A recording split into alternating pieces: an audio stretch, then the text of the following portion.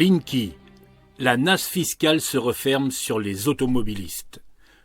Contrairement à ce qui est souvent dit, le système de comptage numérique connecté Linky n'est pas intelligent. Ce terme est totalement inapproprié. Il est communicant ou connecté, ce qui est totalement différent. Une de ces connexions avec Enedis est une finalité fondamentale du Linky qui est actuellement non activée et surtout savamment occultée aux consommateurs automobilistes car cela aurait un effet dévastateur. C'est celle du prélèvement des taxes fiscales liées à la charge des véhicules électriques via le système de comptage connecté Linky.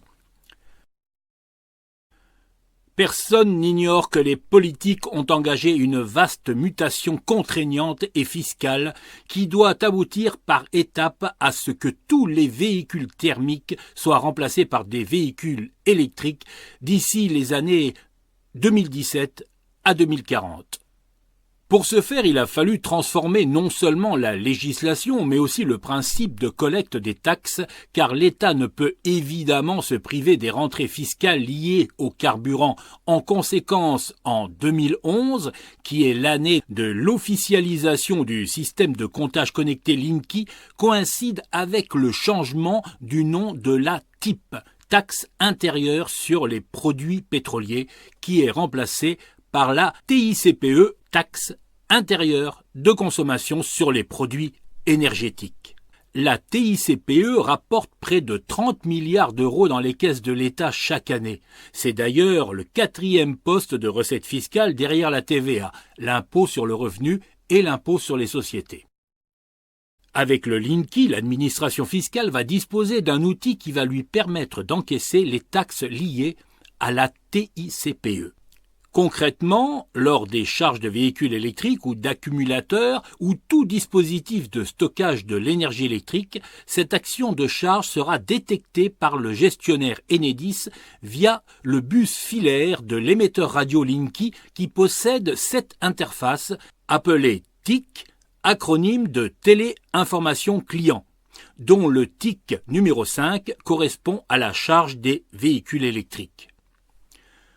Le bus de téléinformation client a une liaison maximale de 500 mètres. Cette liaison en voie montante et descendante se réalise suivant le principe de trames émises les unes après les autres de façon cyclique en continu d'une durée comprise entre 16,7 et 33,4 millisecondes.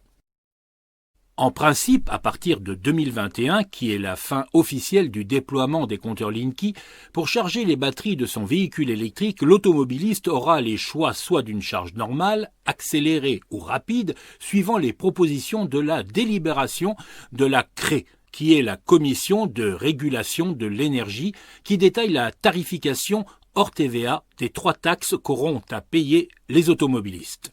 Ces 3 taxes chiffrées que devra payer l'automobiliste sont celles de la gestion correspondant à l'identification fiscale du véhicule, celle du comptage correspondant à la délivrance d'un contrat de puissance additif payant spécifique en kilovoltampères et enfin celle dite du soutirage correspondant à la consommation en kilowattheure de la charge du véhicule.